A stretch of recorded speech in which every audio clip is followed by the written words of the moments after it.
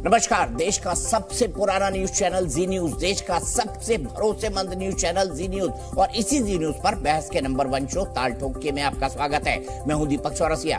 कल संसद में सरकार के खिलाफ अविश्वास प्रस्ताव गिर गया, लेकिन विपक्ष में आज भी सरकार को लेकर अविश्वास है। इसकी झलक तब दिखी जब पहले कांग्रेस सांसद अधीर रंजन चौधरी के संसद से निलंबन पर विपक्ष ने संसद भवन से अंबेडकर की मूर्ति तक विरोध में मार्च किया और उसके बाद कांग्रेस सांसद राहुल गांधी ने प्रेस कॉन्फ्रेंस की और मणिपुर के मुद्दे पर प्रधानमंत्री को घेरा। राहुल गांधी ने कहा कि मणिपुर जल रहा है और प्रधानमंत्री संसद में मजाक करते हैं, हंसते हैं। उन्होंने सरकार पर मणिपुर की अनदेखी का आरोप लगाया। कहा सरकार चाहती तो सेना 2 दिन में अमन कायम कर सकती थी। उनके निशाने पर मणिपुर के सीएम भी रहे। आज राहुल गांधी भले ही सदन के बाहर प्रधानमंत्री से सवाल पूछ रहे हों, लेकिन कल जिस समय मणिपुर पर प्रधानमंत्री बोलने वाले थे, उससे ठीक पहले कांग्रेस समेत कई विपक्षी दल संसद से वॉकआउट कर गए थे। उन्होंने मणिपुर पर प्रधानमंत्री को सुनना मुनासिब नहीं समझा था। इस पर प्रधानमंत्री ने कल कहा था, मणिपुर पर विपक्ष सिर्फ राजनीति करना चाहता है। सवाल ये उठता है कि आखिर मणिपुर के मुद्दे पर मजाक कौन कर रहा है? कौन है जो मणिपुर पर सियासत कर रहा है?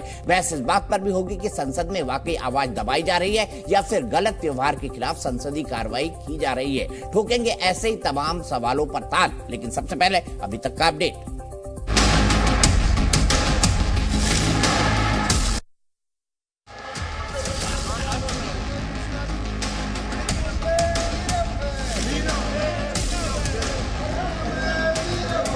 जब मैंने कल प्रधानमंत्री को देखा हंसते हुए, मजाक उड़ाते हुए, मैं समझ नहीं पा रहा था कि हिंदुस्तान का प्रधानमंत्री इस प्रकार से कैसे बोल सकता है।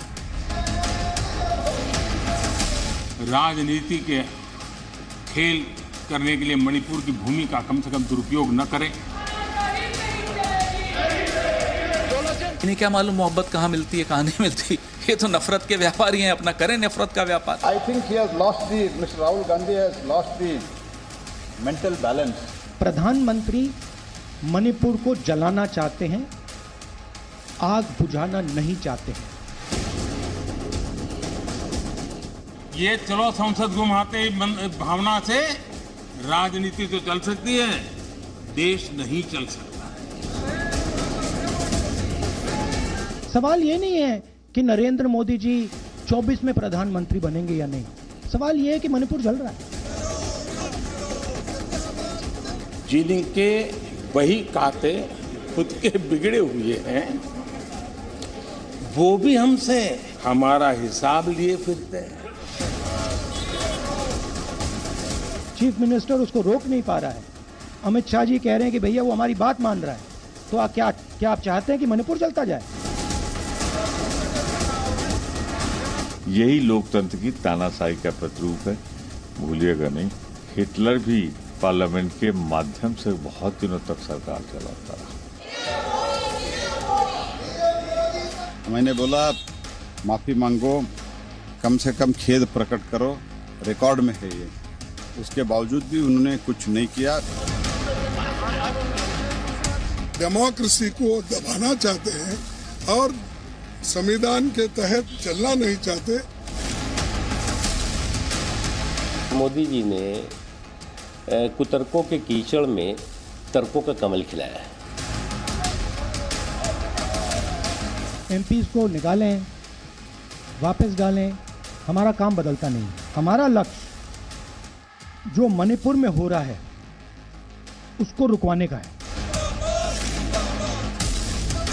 अब तो उनको परेशानी है ही न जी। अब इतनी पार्टियां एकजुट हो रही है।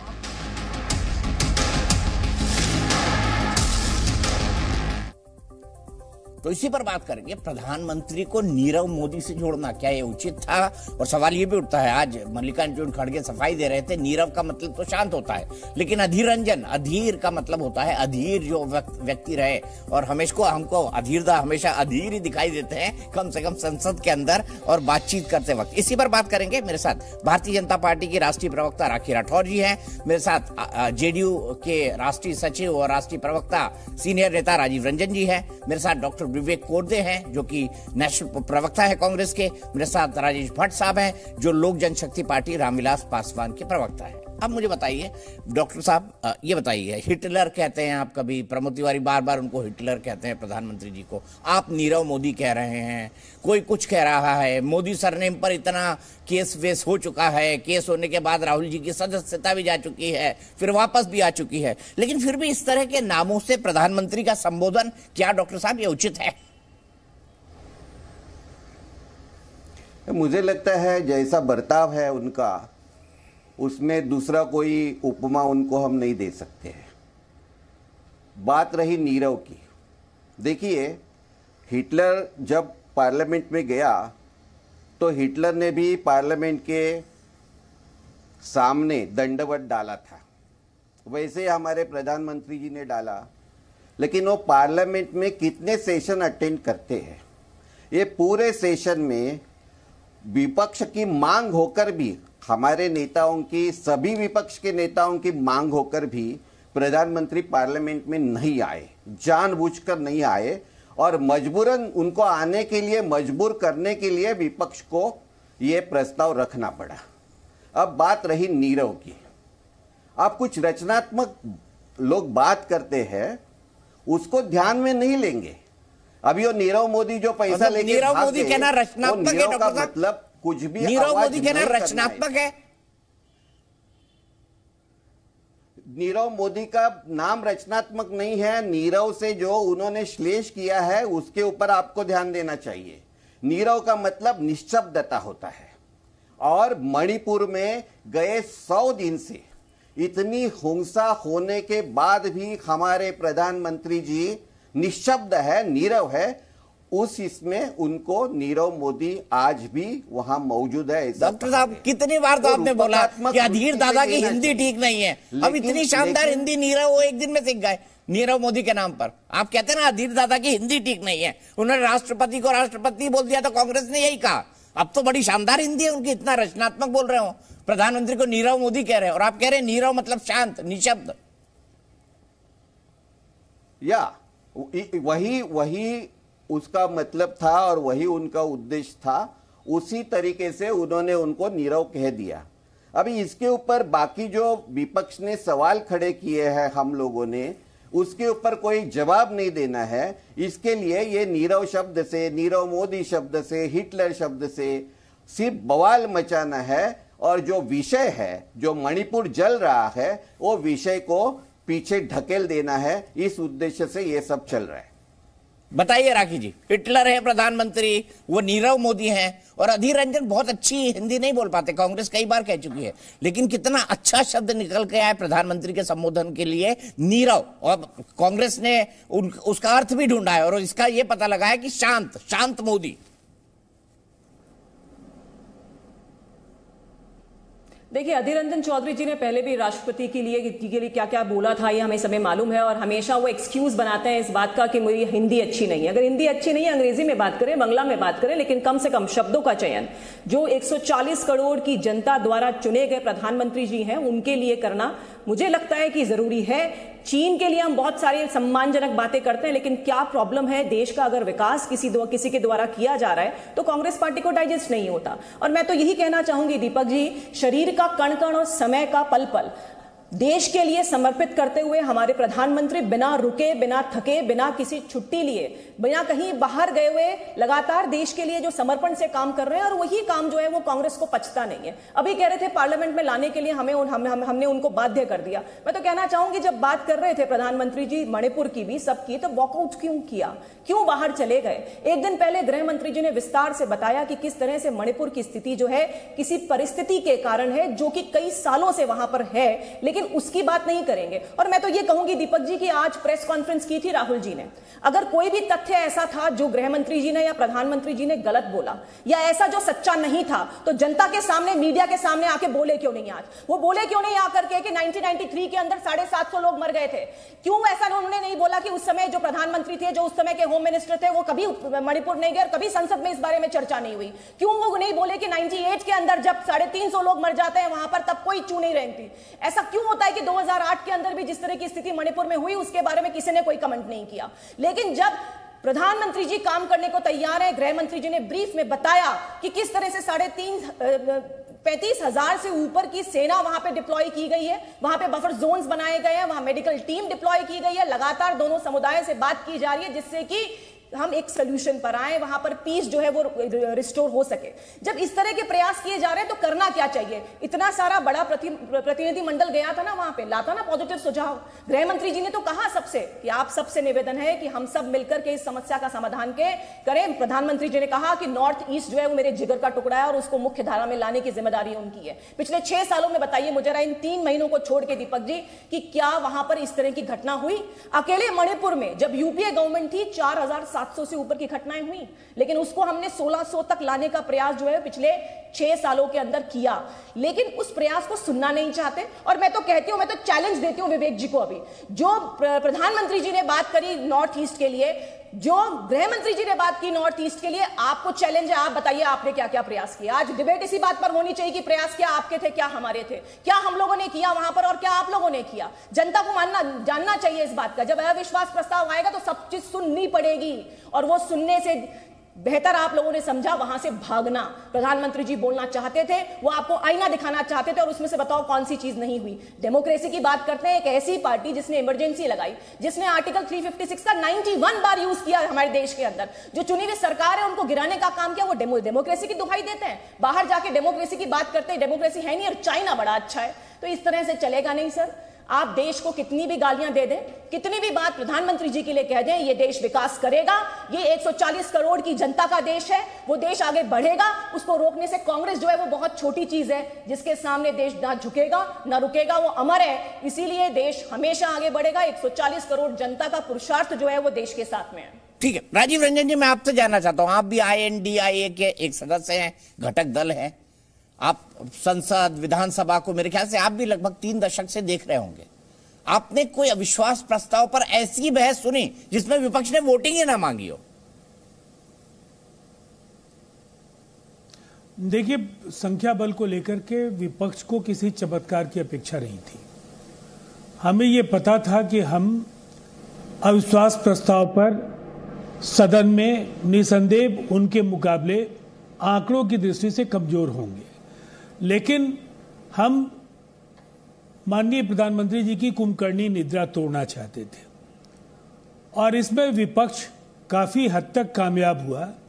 प्रधानमंत्री जी को सदन में आना पड़ा, और जो लाचारी और जो बेचारगी का भाव उनके चेहरे पर था, चाहे वो जिस तरह से मणिपुर को पूर्ववर्ती सरकारों की नाकामियां और पूर्व में भी ऐसा होता रहा, ये ऐसे तर्कों के जरिए जो मणिपुर की वर्तमान की स्थिति है उसको लेकर वो ये साबित करने की कोशिश में ज़्यादा दिखे कि पहले तो कुछ नहीं होता था, हमने कुछ कोशिश की, लेकिन हालात कैसे सुधरे इसका कोई रोड मैप उनके संबोधन में नहीं था।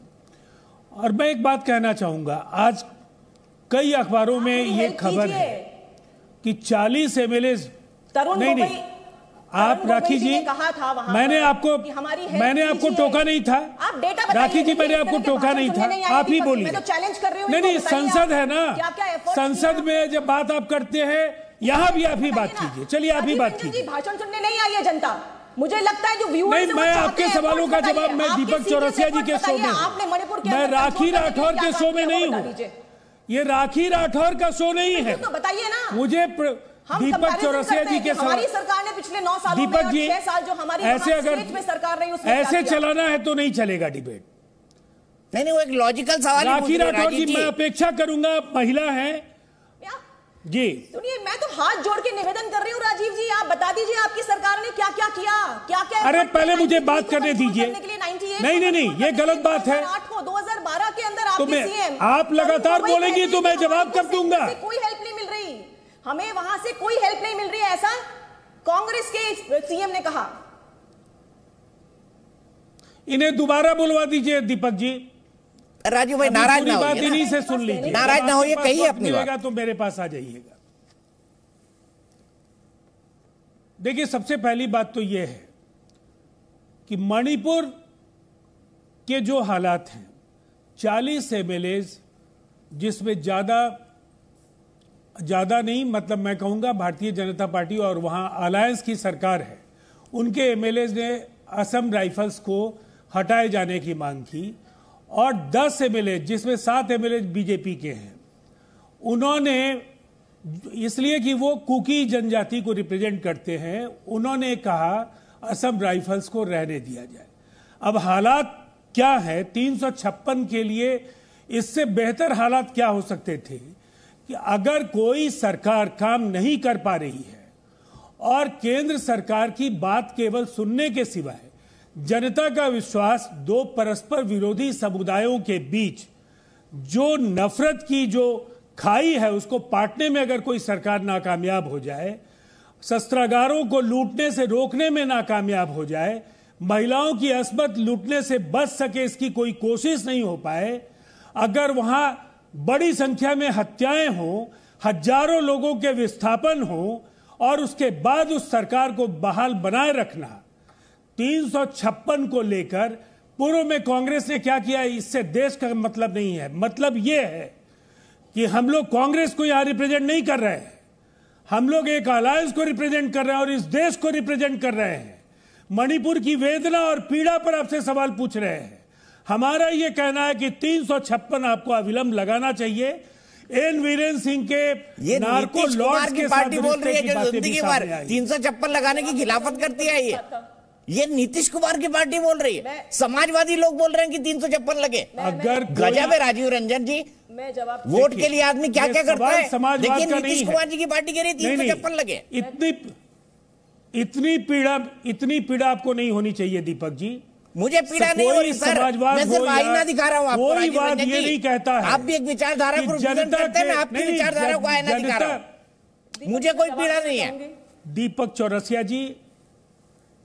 चौरसिया जी, अगर जनता की वेदना, उसकी पीड़ा, उस पर अगर मरहम लगाने के लिए सरकार कोई काम कर सकती है तो वहां एन वीरेंद्र सरकार की बर्खास्तगी के सिवाय कोई सूरत नहीं। अगर 3 महीने से ज्यादा का वक्त अगर लग गया और प्रधानमंत्री जी के संबोधन से भी देश को इसलिए निराशा हुई कि मणिपुर पर उनके संबोधन में कोई रोड मैप नहीं था, सिवाय इसके उन्होंने इसकी क्रिकेट की शब्दावली में छक्के लगाने की कोशिश की। मैं लगातार सुन रहा था दीपक जी, मैं लगातार सुन रहा था और मैं आपको बिंदुवार दोहरा सकता हूं इसके लिए, चूंकि 2 घंटे से ज्यादा का उनका भाषण है और आपके पास वक्त उतना नहीं होगा। ठीक है, और मैं कभी बगैर गंभीरता से, बगैर अध्ययन के, बगैर देखे हुए कोई चर्चा नहीं। इसीलिए पूछ रहा था राजीव भाई आपसे कि नीतीश कुमार की समाजवाद से निकली हुई पार्टी 356 लगाने की बात कर रही है राज्य सरकार को हटाने के लिए। गजब है। मैंने तो आपको जवाब दे दिया। अगर एक मणिपुर जैसी तो 356 को हटा दिया जाए ये बोलते थे राजीव रंजन जी, 356 को हटा दिया जाए ये बोलते थे राखी राठौर जी। देखिए, मैं राजीव रंजन जी की इस बात से सहमत हूं कि अध्ययन करके ही बैठना चाहिए जब डिबेट में बैठे। और इसीलिए जब मैं पूछ रही हूं कि मणिपुर के अंदर पूर्ववर्ती सरकार का उन 2 समुदाय के बीच में जो कॉन्फ्लिक्ट है उसको बचाने का, उसको कम करने का क्या प्रयास किया, उनका जवाब नहीं था। खैर, उन्होंने डाइवर्ट करना चाहा कि चीफ मिनिस्टर साहब को वहां से बर्खास्त करना चाहिए। अध्ययन करके आते तो शायद ठीक रहता, क्योंकि मणिपुर के अंदर कुल 12 चीफ मिनिस्टर अब तक हुए हैं और 10 बार वहां पर राष्ट्रपति शासन लगा।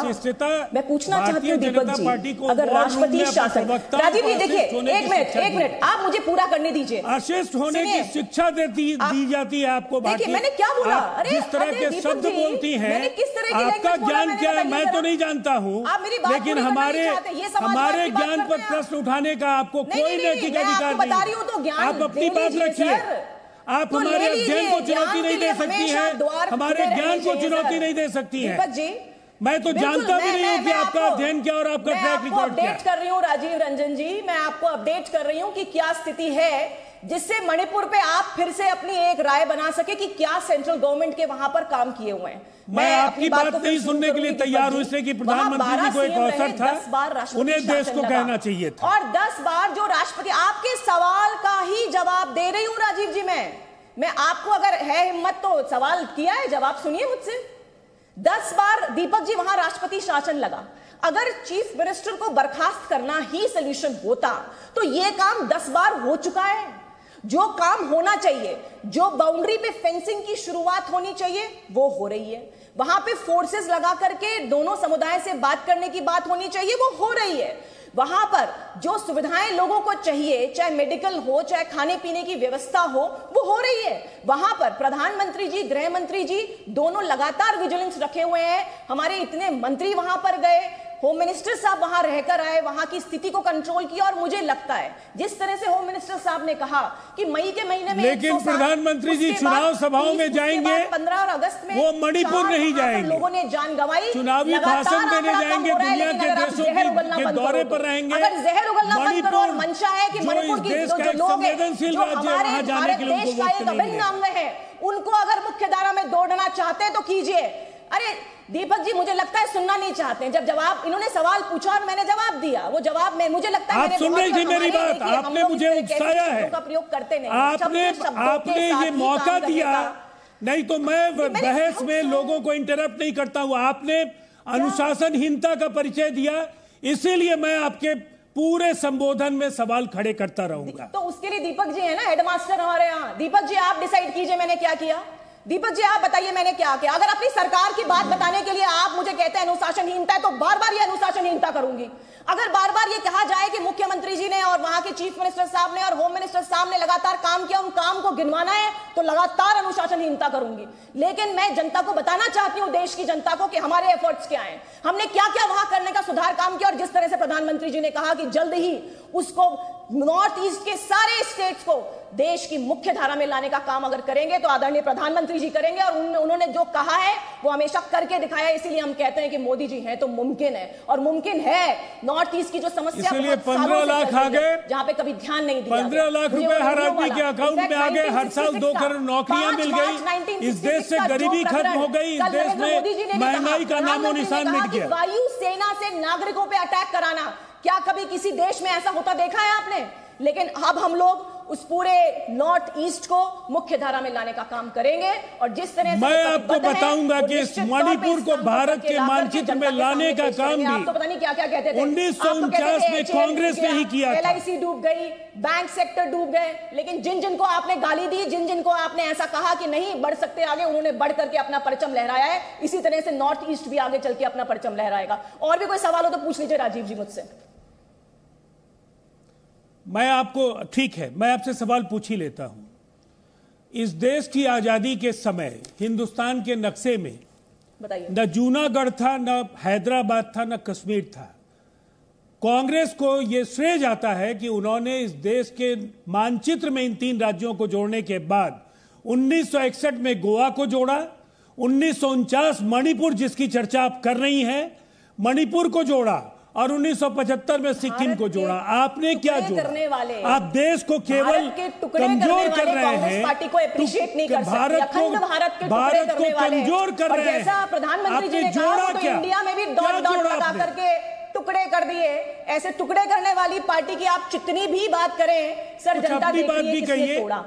जो 70 सालों में काम होने थे वो आज 9 सालों के अंदर बेसिक देश काम, को निराश किया, कुछ आप भरपाई कर पाइए तो अच्छा लगेगा। मकान बनाना हो, वैसे काम हम लोगों ने एड्रेस किए हैं। तो बताइए राजीव जी, आप अपने एमएलए को क्या कहेंगी? कोई चाहता, मैं बस एक सवाल पूछता हूं, जो आपके अलायंस के 40 एमएलए चाहते हैं असम राइफल्स वहां नहीं रहे, और 10 एमएलए जिसमें 7 एमएलए आपके हैं वो चाहते हैं कि असम राइफल्स वहां रहे, आपके विचार क्या है इस पर? बिल्कुल राजीव जी, देखिए राजीव जी, जो सही होगा वहां पे 5 तरह की मिलिट्री फोर्सेस लगी हुई हैं। वो फोर्सेस तय करेंगी क्या करना है क्या नहीं करना। ग्राउंड पर अलग अलग जगह पे अलग अलग स्टेटस है। आप देखिए 98% स्कूल्स खुल चुके हैं। वहां पे जो डिजिटल माध्यम से जो स्कूल्स चल रहे हैं उनकी भी व्यवस्था वहां पे की गई है। जो सुझाव एमएलएस की तरफ से आए हैं उस पर अध्ययन किया जाएगा और अध्ययन करके डिसाइड किया जाएगा कि क्या करना चाहिए। वो मैं डिसाइड नहीं कर सकती, वहां की जो लोकल स्थिति है उसको जारी रहेंगी, बलात्कार होते रहेंगे, जो जिसके बलात्कार होते रहेंगे, लोगों को अपने घरों को छोड़ने पर विवश होना पड़ेगा। बिल्कुल नहीं होंगे, बिल्कुल नहीं होंगे, बिल्कुल नहीं होंगे। और जैसे मैंने बताया आंकड़ा मई से लेकर के अगस्त तक लगातार कम हुआ है, वो कम होगा। और निश्चित तौर पे होगा। जिस तरह से आतंकवाद को पूरी तरह से हमारे देश से हटाया है, वैसे ही नॉर्थ ईस्ट के अंदर जो इंसानी समस्या है, जाने उसका भी एक आंकड़ों permanent से solution नहीं, निश्चित ये तौर पे सेंट्रल गवर्नमेंट लाएगी। हर जान इस देश के लिए इंपॉर्टेंट है, हर जान महत्वपूर्ण है इस देश के लिए, हर जिंदगी इंपॉर्टेंट है, हर महिला और हमारी बेटियां, हमारी बहनों की अस्मत इंपॉर्टेंट है। बिल्कुल है। और आपका जो ये प्रोसेस है ना, थिंकिंग प्रोसेस, कहते हैं राजस्थान में जब आज सवाई प्रोसेस को इम्प्लीमेंटिंग प्रोसेस में लाइए। अगर राजस्थान की बच्ची है तो वो भी इंपॉर्टेंट है, बंगाल की बच्ची है वो भी इंपॉर्टेंट है, बिहार की बच्ची है वो भी इंपॉर्टेंट है। सही कह रहे हैं राजीव जी, बिल्कुल आप बिल्कुल। कलकत्ता के जहां भी होगा ऐसी घटनाओं की कठोरतम शब्दों में निंदा करेंगे। कार्रवाई हो रही है, सिवाय मणिपुर के। वो भी प्रॉब्लम, मणिपुर में जो एफआईआर हुए, मणिपुर में जो एफआईआर हुए, कितनों की गिरफ्तारी हुई आप बता दीजिए। रिकॉर्ड है आपके पास? कितनों की गिरफ्तारी हुई बता दीजिए। लोगों को गिरफ्तार किया है।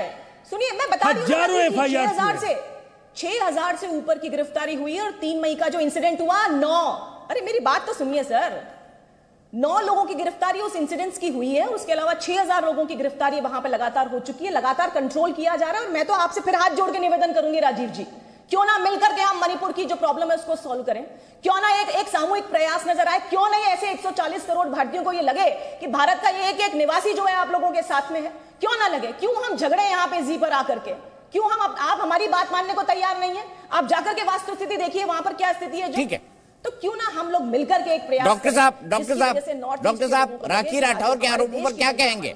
उन्होंने कई सारे कांग्रेस पर कई आरोप लगाए, राजीव रंजन जी डिफेंड कर रहे थे, आप क्या कहेंगे डॉक्टर साहब? देखिए, भाजपा की प्रवक्ता आरोप के ऊपर आरोप लगा रही है, लेकिन इसमें मैं 6 सवाल पूछना चाहता हूं उनको, उनके उत्तरों देवे। पहला सवाल ये है कि पूछे सर, पहला सवाल फिर वो जवाब देंगे, कोई दिक्कत नहीं है। पहला सवाल फिर वो जवाब देंगे, आप पूछिए, हाँ क्या आपको पूछने का, पूछिए क्या पूछना चाहते हैं डॉक्टर विवेक। पहला सवाल, प्रधानमंत्री जी मणिपुर पे बोलने के लिए उनके पास वक्त क्यों नहीं था? मेरा दूसरा सवाल है, सुन लीजिए ना, इसका जवाब सुन लीजिए। वहां से चुराए गए। डॉक्टर साहब एक एक करके ना, एक साथ तो 6 सवाल को याद नहीं रख पाएगा। नहीं, वो बहुत सवालों के ऊपर सवाल पूछती है, तो हम भी सवालों के जवाब चाहते हैं उनसे। तो ये बताइए कि प्रधानमंत्री जी को मणिपुर की हिंसा पर बोलने के लिए समय क्यों नहीं मिला? सर क्या है कि कांग्रेस पार्टी और भारतीय जनता पार्टी में एक बहुत बड़ा फर्क है। कांग्रेस पार्टी रूल्ड पार्टी है, कांग्रेस पार्टी क्या है वो हमें मालूम है, इसीलिए हम कांग्रेस में हैं। कोई भी पावर, कोई भी फोर्स, पार्टी क्या है बोलो मत। अब जवाब देने दीजिए ना। प्रधानमंत्री जी ने यहाँ पे हम लोग देने के कलेक्टिव लिए रिस्पॉन्सिबिलिटी की बात करते हैं। इसका जवाब दो दीपक जी जवाब देने दीजिए ना, जवाब दे दीजिए ना। सवाल पूछ रहे हैं, आप सत्ता में, हम सत्ता में नहीं है, हम आपको सवाल करेंगे। बिल्कुल मैं जवाब आप पुरानी बातें निकालती हो ना, तो ये फ्रेश बातों का जवाब दो मुझे जो ऑर्गेनाइज्ड पार्टी में ये फर्क होता है कि वहां पे जो लीडरशिप होती है, जो रिस्पॉन्सिबिलिटी होती है, वो कलेक्टिव रिस्पॉन्सिबिलिटी होती है। तो बाकी सब चीजों के बोलने के लिए देखो, जिस मंत्री के रेलवे स्टेशन का उद्घाटन करने के लिए प्रधानमंत्री लगते हैं, उसके लिए मिनिस्टर है नहीं। देखिए, प्रधानमंत्री जी ने जब बोला तो आपने वॉकआउट किया। आप कांग्रेस की बात मत करो, आप प्रधानमंत्री का जवाब दो। विवेक जी आपने सवाल किया, मैं उसका जवाब देना चाहती हूं। हाँ, मैंने जवाब दे रही हूं। हमारे यहाँ पे कलेक्टिव रिस्पॉन्सिबिलिटी है, जिनके अंतर्गत, जिनके अंडर आंतरिक सुरक्षा आती है। गृह मंत्री जी ने विस्तार से एक दिन पहले सब कुछ बताया। कल भी प्रधानमंत्री जी ने बताया किस तरह से वहां के लोगों को विश्वास दिलाया कि हम लगातार प्रयास कर रहे हैं जिससे कि वहां की जो स्थिति है वो कंट्रोल में आए। आपने सुना नहीं, कम से कम आधा घंटा उन्होंने मणिपुर पे कल पूरी विस्तार में बताई। और साथ ही मैं तो फिर कहूंगी, कलेक्टिव रिस्पॉन्सिबिलिटी है, जिसके अंडर जो विभाग आता है उसी की बात करते हैं। ऐसा नहीं कोई आए सांसद ऑर्डिनेंस फाड़ दे प्रधानमंत्री का, ऐसा काम हमारे यहाँ पे नहीं होता। जो जिस काम के लिए नियुक्त किया गया है वही उसका जवाब देता है। प्रधानमंत्री सबको मॉनिटर करते हैं और लगातार देखिए, गृह मंत्री जी ने भी कहा कि रात को 3 बजे फोन किया प्रधानमंत्री जी ने, फिर सुबह 6:30 बजे फिर फोन किया। इतनी चिंता थी। दोनों चीजें अलग अलग है विवेक जी, क्या रटा रटाया बात कर रहे हैं आप? दोनों चीजें अलग अलग हैं। जब वहां के काम की मणिपुर पे बात नहीं करी क्या प्रधानमंत्री जी ने, लेकिन जिसको करना था, तब डिसेंट्रलाइजेशन होता है, जिम्मेदारी का बंटवारा होता है। और श्रेय देखो, श्रेय अगर प्राइम मिनिस्टर लेते हैं तो जो गलत किया उसकी भी जिम्मेदारी प्राइम मिनिस्टर नहीं लेनी चाहिए। दूसरा सवाल यह है कि शस्त्र जिम्मेदारी ली लूटे है। गए या जिम्मेदारी लुटाए से गए? कभी भारतीय जनता पार्टी भागती नहीं है, ना कभी किसी विषय से भागी थी, ना डिस्कशन से भागी थी। भागना तो कल देखा था पार्लियामेंट में कौन भागा था। हम कहाँ भाग रहे हैं? कल पार्लियामेंट में कौन भागा था ये तो जनता ने देख लिया। हम कहीं नहीं भागते हैं, हम हर एक का जवाब हम काम करते हैं, इसीलिए हम लोग कहने वाली स्थिति में हैं। श्रीमती जी, मैं आपसे आपने मुझे बोला दूसरा सवाल पूछो, मैंने दूसरा सवाल पूछा कि 4000 शस्त्र लूटे गए या लुटाए गए, और तब आपकी सरकार क्या कर रही थी? बताइए ना आप मुझे, आप जनता को बताइए।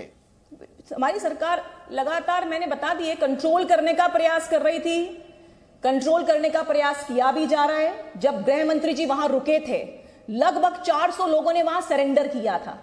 400 मिलिटेंट्स जो है वो सरेंडर करते हैं, उनके साथ एमिनेशन भी सरेंडर होता है। और पिछले 6 साल में बताइए कौन सी मिलिटेंट एक्टिविटी वहां पर हुई, कौन सी नया ग्रुप बना वहां पे, बताइए। हमने कम करने का प्रयास किया, मैं मिलिटेंट एक्टिविटी की बात नहीं कर रहा हूं। जब वो आपके माननीय गृह मंत्री जी वहां गए और 400 लोगों ने वहां सरेंडर किया, उसके बाद भी शस्त्र लुटाए गए।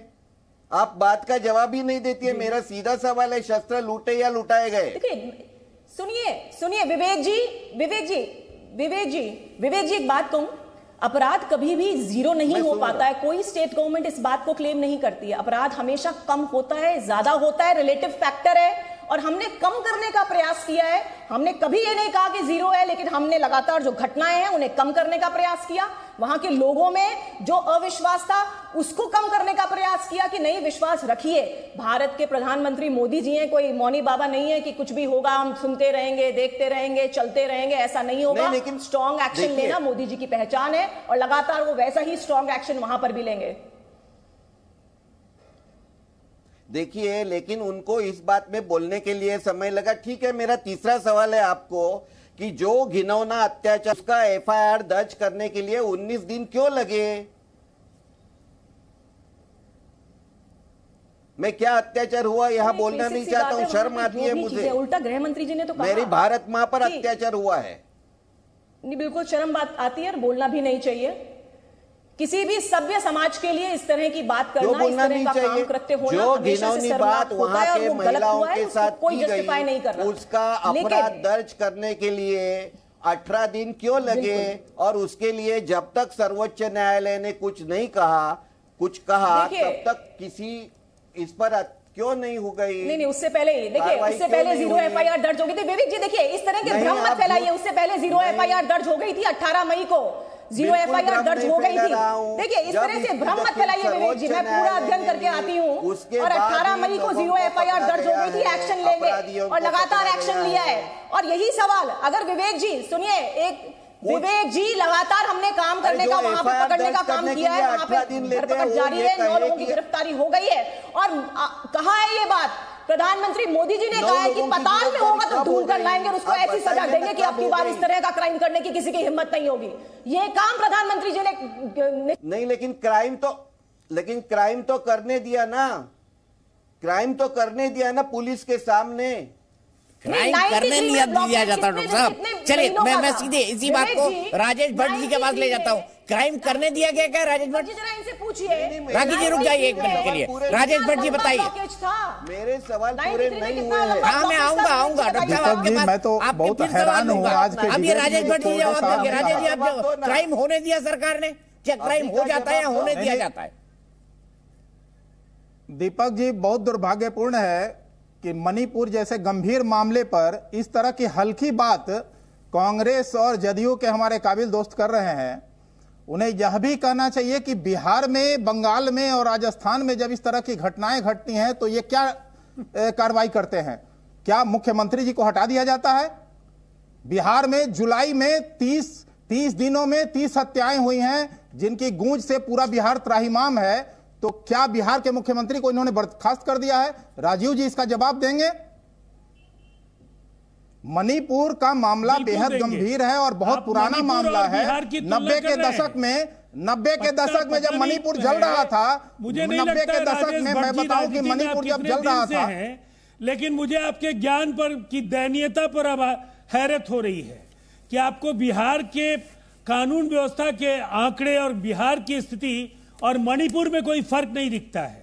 मणिपुर की संवेदनशीलता, मणिपुर की विभीषिका, मणिपुर में जो महिलाओं के साथ बिहार में हत्या होती है तो बिहार में हत्या होती है तो बिहार की सरकार क्या कार्रवाई करती है? राजीव जी को इसका जवाब देना चाहिए। के कोई एजेंडा है बिहार में? जब बिहार में अभी अपराधी गिरफ्तार नहीं है। मुजफ्फरपुर आशुतोष शाही के अपराधी शाही की हत्या हुई है, क्या आपने कार्रवाई किया? ट्रायल होता है, मुख्यमंत्री जी ने वहां, मुख्यमंत्री जी जो लोग मणिपुर गए थे, जो लोग आपके जो आपके दल से मणिपुर की घटना पर राजनीति करने से राजनीति करते थक नहीं रहे हैं, मुजफ्फरपुर क्यों नहीं गए? छवि को अभी बछवाड़ा में जो घटना घटी, बिहार की कोशिश कार्रवाई हुई, अभी जो बछवाड़ा में दलित युवती को दुष्कर्म के पश्चात हो रही है, तेजाब छिड़क के उसी घर में दफन किया गया, क्या कार्रवाई आपने किया?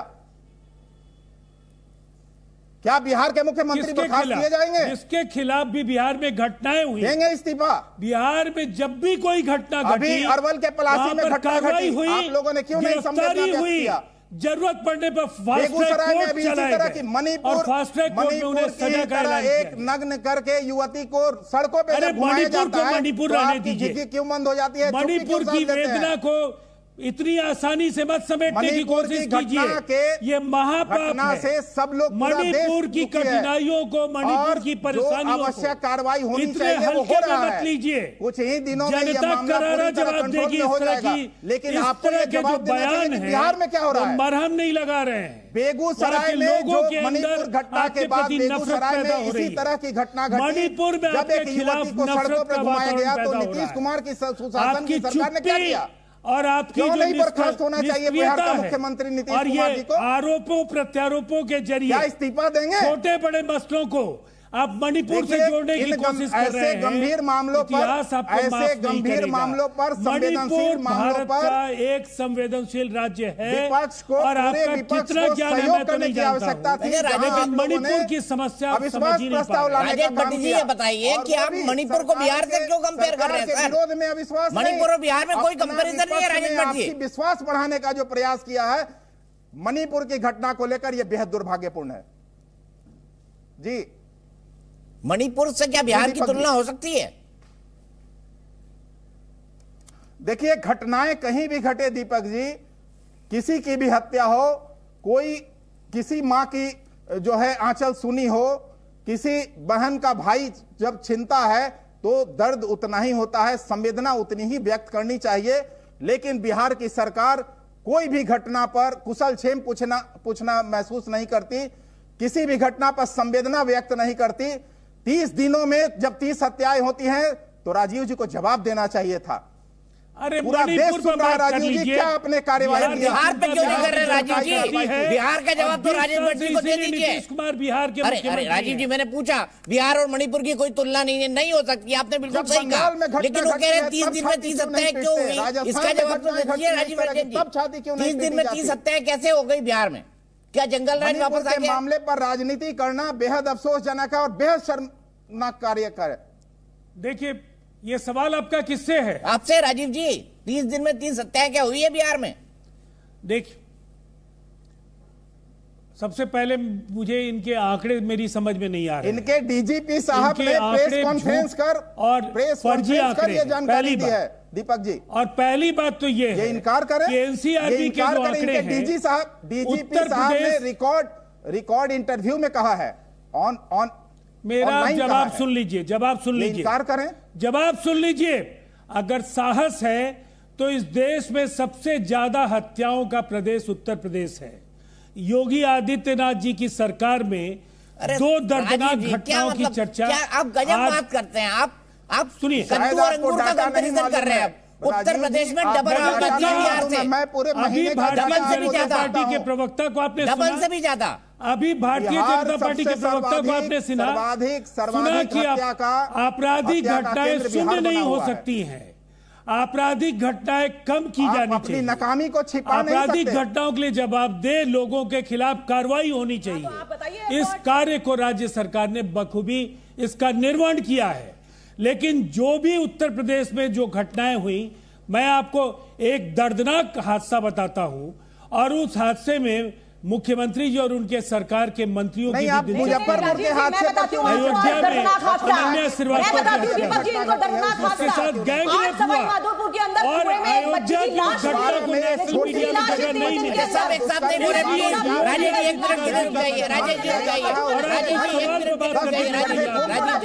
राजीव जी आपने अपनी बात कही, कुछ कहना चाहती है राखी राठौर जी। राजेश जी रुक जाइए, राजस्थान में भेजिए अपने सारे एमपीज को।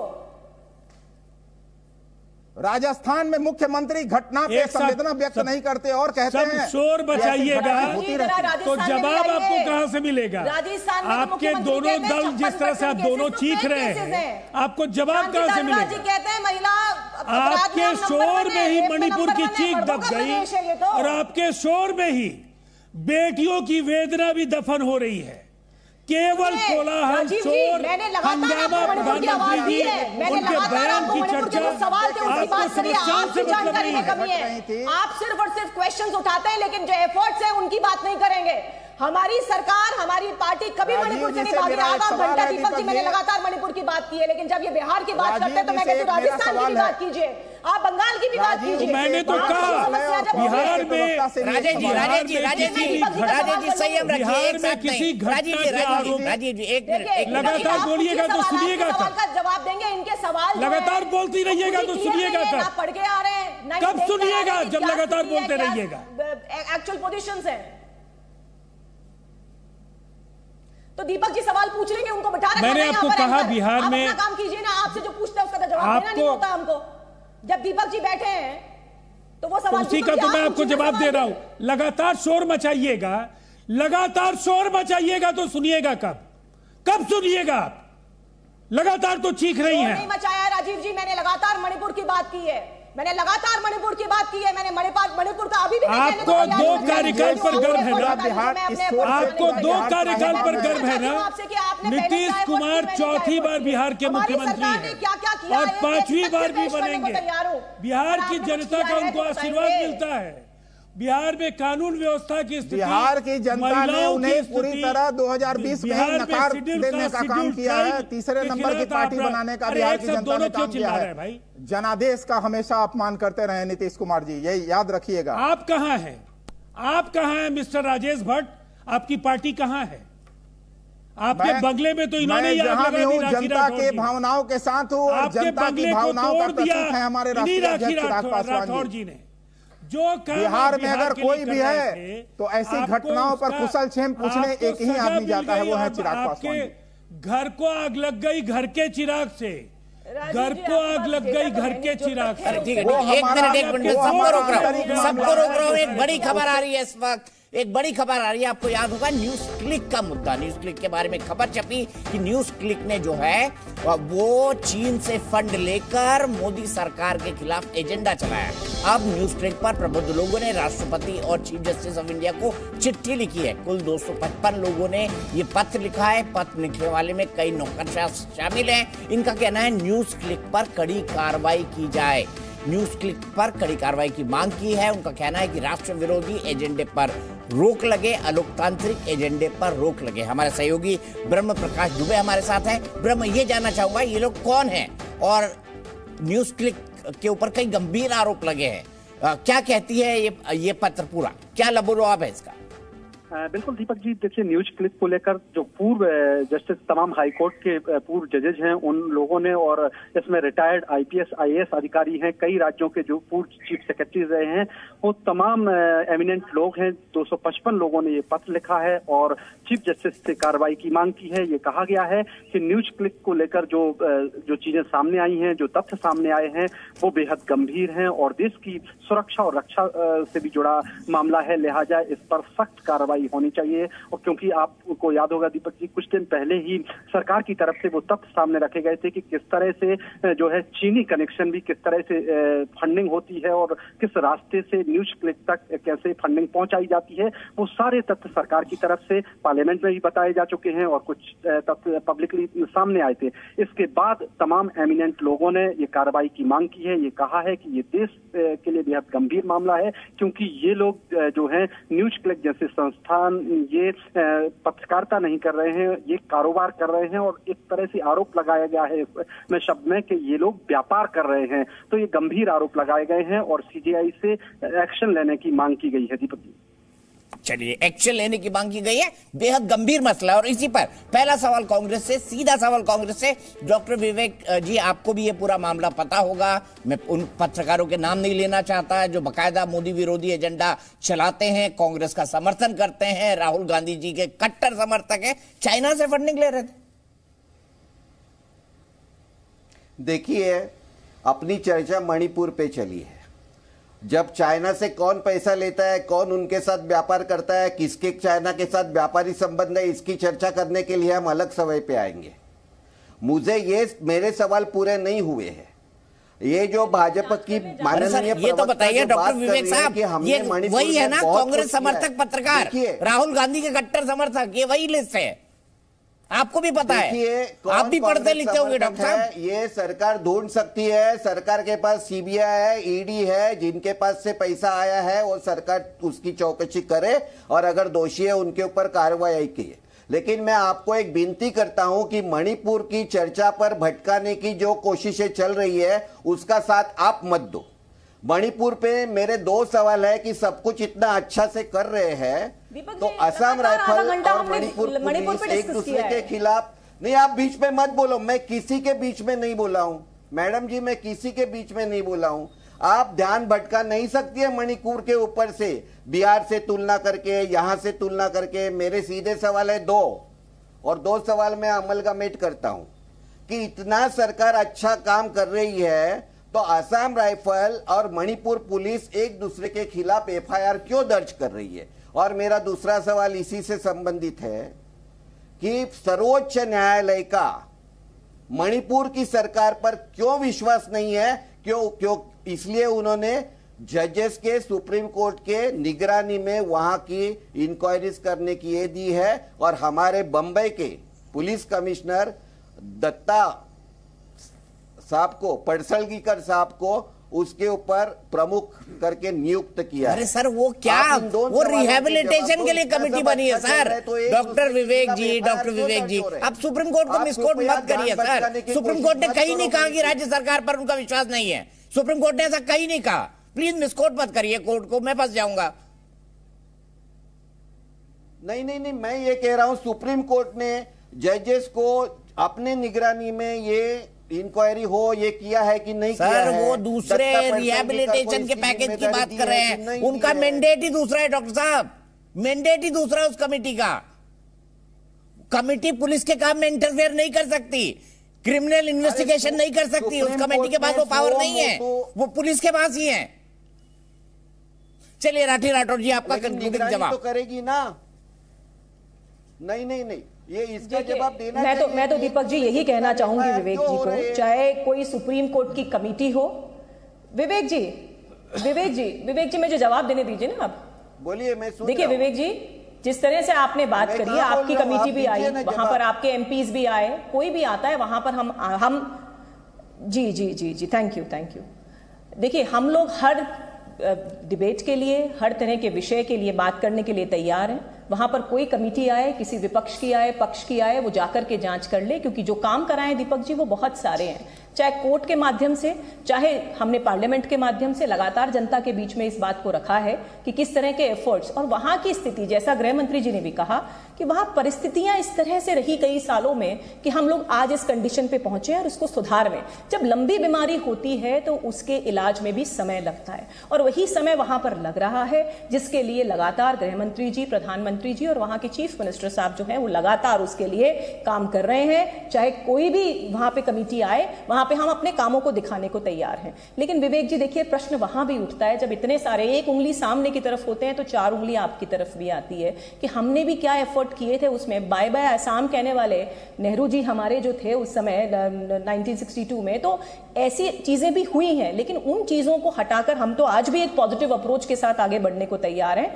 आइए, कोई कमेटी आइए, सॉल्यूशंस की तरफ आइए, हम लोग साथ बैठ करके उसका डिस्कशन करने को तैयार हैं। आप देखिए कि आज की मतलब हम लोग तो हर बार इस बात को कहने को तैयार हैं कि मणिपुर के अंदर जो हमारे एफर्ट्स हैं, लगातार प्रधानमंत्री जी ने भी बताया कि किस तरह से वहां के विकास के लिए, चाहे एयरपोर्ट हो, चाहे रोड कनेक्टिविटी हो, वहां एम्स की पहली बार शुरुआत हुई, वहां पर अलग से मिनिस्ट्री बनी जिससे नॉर्थ ईस्ट का डेवलपमेंट हो और मुख्य धारा में उसको जोड़ सके। और अभी भी सुझाव विवेक जी आपके अभी भी आमंत्रित हैं, कोई आपका सुझाव आप बताइए, उसको पॉजिटिव तरीके से काम करेंगे। मणिपुर की जनता को यहीं पर रुकेंगे राखी जी, हम करोड़ देशवासी उनके साथ एक मुखी होकर के खड़े हैं, उनके विकास के लिए खड़े हैं। ठीक है, हम यहीं पर रुकेंगे। आप तमाम लोगों का शो में जुड़ने के लिए, बातचीत करने के लिए बहुत बहुत धन्यवाद।